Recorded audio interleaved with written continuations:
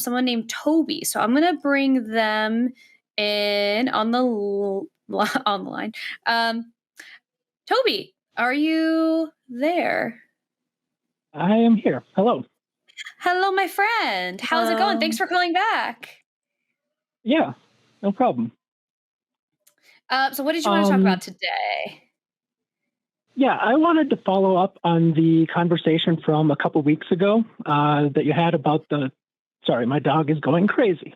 Lyra, That's okay. chill. I actually don't hear them at all, and I also have Okay. many dogs who are always going crazy, so I understand. um, yeah, so I wanted to talk about the call from a couple weeks ago about the male loneliness epidemic. I did really appreciate the discussion, but I wanted to add a bit of personal experience to it Mhm. because I generally feel like even on here, it came across in a way that could be interpreted like it's all 20-year-old guys living in their parents' basement who just need to touch grass, Mhm. or men who are super into Andrew Tate and Joe Rogan and have no respect for women. Mhm. Um, and I guess first off, I just want to say that I'm really afraid that right now I sound like I'm saying not all men. And I totally get the problem with that. But I think I'm someone who internalized that to the point where I have a really hard time speaking up, even when I probably should. And I've been working on changing that. Because Mhm. I am someone who that kind of silence has really cost me. It's kept me isolated, and it's made me feel like there's no place for guys like me, like quiet, progressive, emotionally sincere kind of guys to talk about what we're going through without being lumped in with the incels and other men who've turned their loneliness into resentment. Mhm. So yeah, I'm really trying to push past that because I am someone who has social anxiety and all that sort of thing. But yeah, so I just wanted to speak up because I know there's a difference between seeking the spotlight and just trying to be seen.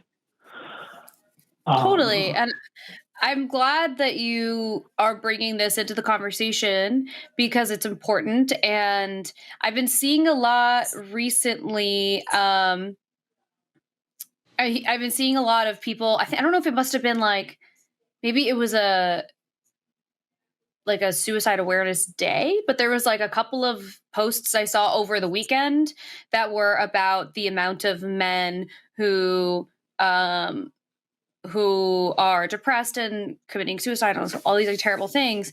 And obviously, you know, at the end of the day, like at the bottom line is I want people to be healthy and happy and not feel lonely and be able to have community and whatever. I think where the frustration comes in and where the like where it ends up feeling like not I don't know, it where it gets to be challenging for women specifically is it feels like many times in the conversation, and obviously not with everyone, but many times in the conversation, it feels like um, the burden of the responsibility is being placed on women. It's like women don't want to date men anymore. Their standards are too high, and now all the men are lonely. When I think in reality, and I feel like Toby, you are probably you understand this more, it sounds like. There's a much like yeah, larger problem at play where it's like men are not great at finding community within each other. Like it's not as common that men are gonna like go grab a coffee with a friend after work for like an hour, like where my mom literally did that this afternoon, and that's that's a part of like what her socializing is. Like um she's a really social person. By contrast, my dad is very much like I'll see my friends when I see them, and I will text them on their birthday. One time I overheard a conversation he had with his friend of like 20 years in the car, and I was like, this was essentially a business call. I was like, you could have done this via email, no problem. It's like there's not the closeness isn't there, the vulnerability isn't there, and I think that's what would be really wonderful to see men really get in touch with is like this softer side of themselves that will allow them to create better like interpersonal skills and have deeper relationships with other people. I as a woman don't know how I'm supposed to encourage that. and why it would be our responsibility to encourage that. Like many times when we have this conversation, I feel like I want to tell the men around me, I'm like, join a club, get on a rec sport league. There are lots of ways to find community, and it seems like it just doesn't come as naturally to men as it does to women, because we sort of like have community building as part of the female experience in some way. I don't know. And that's kind of what I wanted to respond to is, honestly, I've been in therapy for quite a while. And one thing I've figured out just recently is that I'm the kind of guy who kind of prefers the female friendship style. I want to be more emotional depth and openness and real connection and that sort of thing. But I also carry this deep-seated fear of coming across as a creep when I talk to women. And that's the biggest thing I've been trying to work on for the past 25 years, but it just never seems to get easier for me. But at the same time, I am someone who... Do people tell you that you're being creepy? No, they don't. And I know that I'm probably not, and it's something I should get over, but I don't know how. I'm still just way too quiet. And I am in a bunch of groups, but in all those groups, I'm the quiet guy, and people make jokes about it. Like, oh, Toby, you should you talk too much. You should shut up, and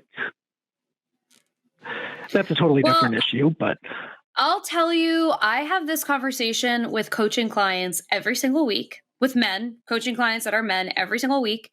And one of the things that I've had them do, that basically my whole thought process is, there are circumstances in this situation that are very much in your control. Like you can within reason control how social you are, how much you put yourself out there. You have the ability. It's scary and it's like a fearful situation and it's challenging for you, but you can make a choice to speak up more. So when you're choosing not to do that, you are the person that stands in your way more than anyone else, which is silly because you have the opportunity to be larger than your circumstance. You have the opportunity to push beyond that if you want to. And so one of the things I've had coaching clients do, for some reason in the past couple of weeks, this has been the thing that I've been telling them to do, is every single day I have asked them to talk to a new person, whether it's at the coffee shop or walking down the street or the grocery store or whatever. One person every single day, have as much as you can of a conversation with someone, because I think part of what is happening, at least for my clients, is there's a fear of rejection. Like you said it yourself, I don't want people to think I'm weird. So what if they do? If they think you're weird, if they think you're a creep, you're not weird, you're not a creep. And the truth of that will always stand up taller than your fear of that being what their perception is of you, because it's not the truth. So really, you're putting yourself in a situation where it's lose-lose. You're not putting yourself out there, so you're not getting the output that you want. But if you put yourself out there, you have a 50-50 shot of getting what you want in this. So it's important that you find a way to push past the fear that you're experiencing, the fear of rejection, if that's what it is. And I would recommend, if you can, find someone who can be an accountability buddy for you. So for me and my clients, I have had clients where I text them literally every day and I say, who did you talk to today? And that accountability, it sounds silly, but it goes miles, because when I've tried to do it without the accountability of me checking in every day, literally doesn't happen. But if you can tell a friend, a sibling, whoever, a coworker, and just be like, hey, I just need you to check in with me at the end of the day to make sure that I do this weird little task. You'll be surprised at when you commit to something, you have someone holding you accountable. what you're capable of doing, because you are capable of doing it. I mean, Toby, do you know how many people, when they call this line, are like shaking in their boots because they're so nervous to do it, and you're doing it? Like, this is something people are very Yeah. nervous and scared to do, and you are. So like, you are capable. It's just pushing past the like fear of being perceived. And first off, thank you. There is some of that I definitely need to try to incorporate, like trying to talk to someone every day. That's a really good idea that I should do. But I also have done stuff like when I got out of high school, way back in the 90s, in high school, there were people that literally thought I was mute because I was so quiet. So after high school, I joined the Marines. I spent 5 years in the Marines to try to get me out of my shell and be louder. And that part of it worked. I can be louder, but it didn't really teach me how to take up space properly. And I've also done stuff like working at my local Renaissance Festival. I actually started out in a stage show at the Renaissance Festival.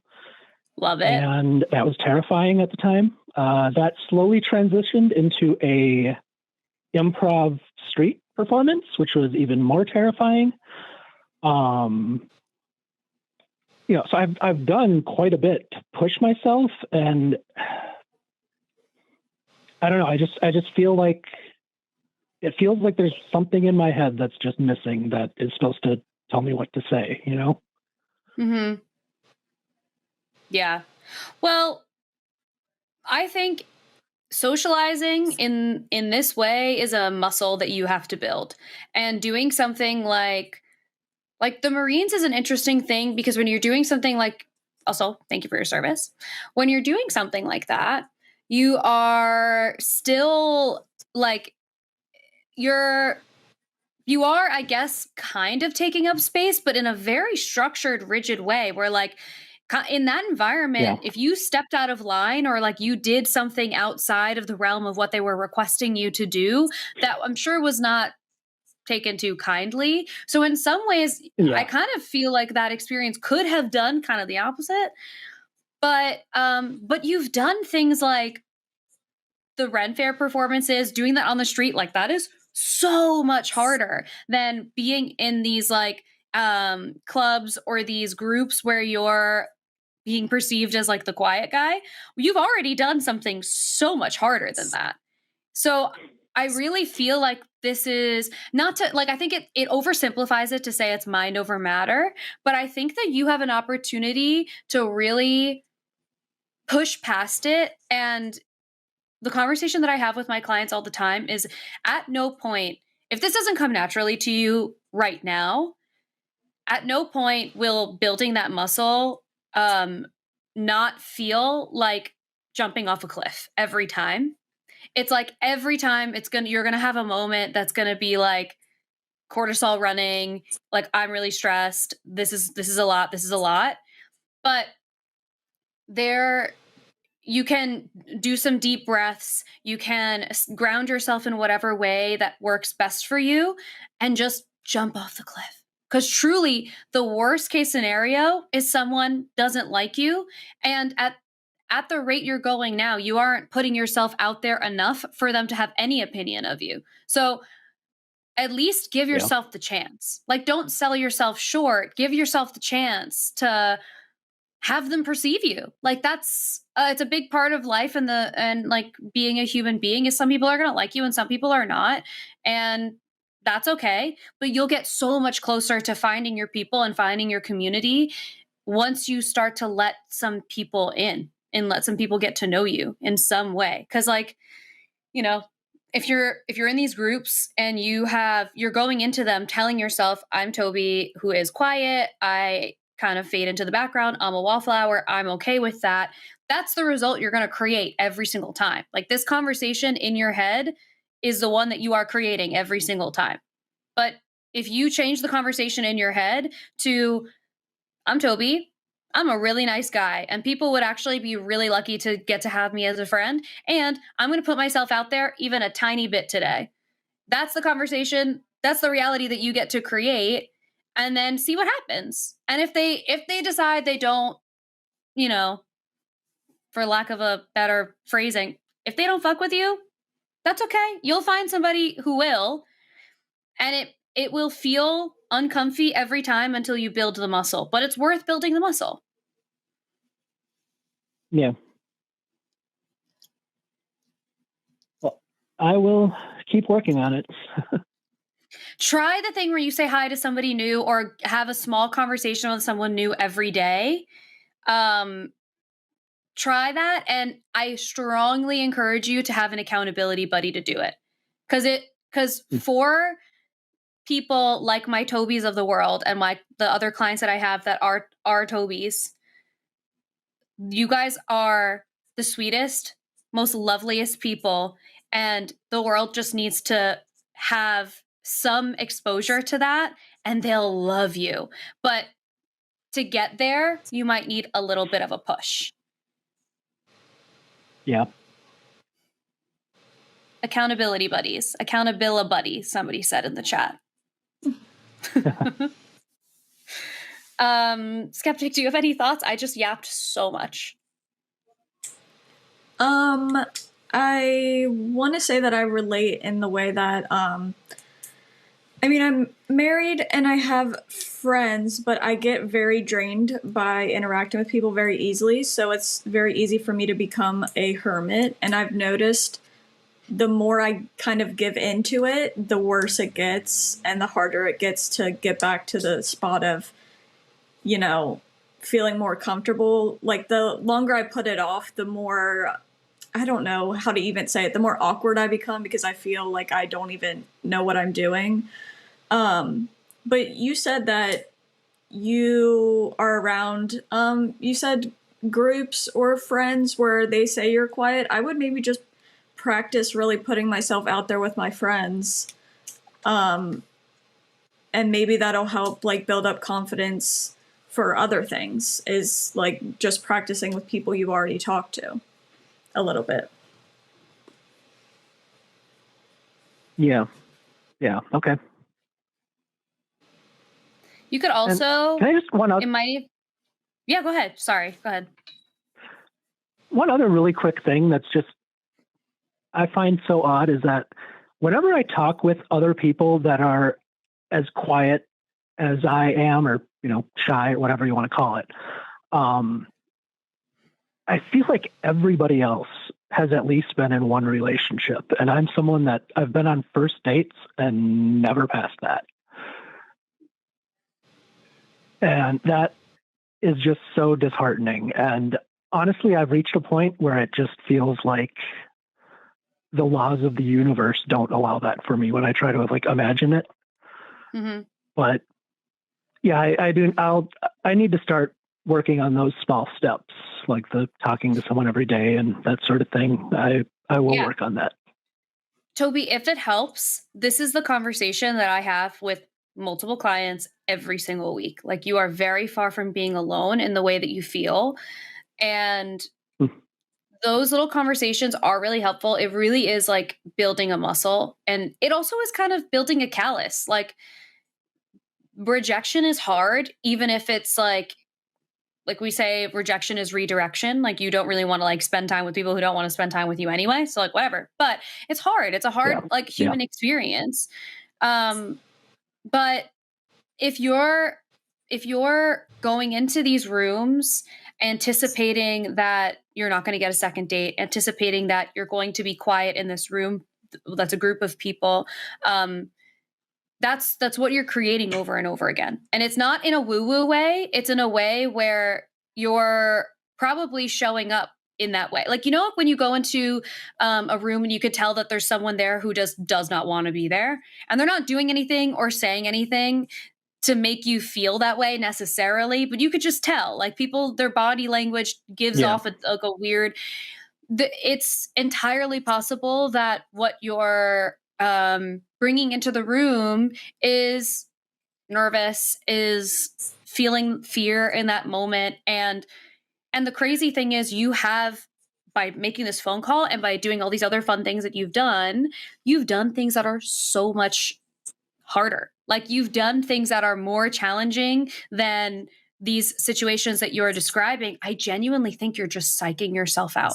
And that's not to say that it's not challenging and that it's not something to actively work on and like really dig into. But I would encourage you to, because therapy is really helpful, but the difference between therapy and coaching is coaching allows for goal setting and like kind of homework in between and tasks and things to really like push you towards whatever that goal is. So I don't know, it might be worth looking into coaching in some way, whether it's like life coaching or like relationship coaching, which is what I do. Like those types of resources are helpful. Like there's a reason why they are different jobs. And it might be helpful to look into because you seem like a person like my other clients who would benefit from like, this is our goal for this week. You're going to say hi to someone new every day. And next week we're going to, whatever, maybe if there's somebody cute at a coffee shop, you and I are going to role play and we're going to figure out how we're going to ask this girl out. And if it doesn't work out, doesn't work out. But you created a new possibility for yourself that you literally would not have done 2 weeks before, which is amazing. So just changing the pattern of what you're doing to get a different result will be, I think, a really exciting exercise for you. Yeah, I will look into that. That's also a good thought. Yeah, for sure. And you can email me anytime, and I'll be happy to give you resources or support in whatever way I can. Okay. Yeah, and I'll work on building the muscle too. You got it. You have lots of support in the chat too. So if you ever look at the chat on YouTube, scroll through because everyone's really being supportive and lovely, and I love our little community here. Yeah. All right. Thank you so much for calling, Toby, and we'll talk to you soon. Yep. It was a pleasure talking to you. Bye. Wow, that was a great clip we just watched. Hey, Eve, what should the people do now? Leave a comment, click like, subscribe, patreon.com/ does that say call the line? Yeah. But if you could have made, we could just make it a little more natural. On the next clip, the outro will be much better.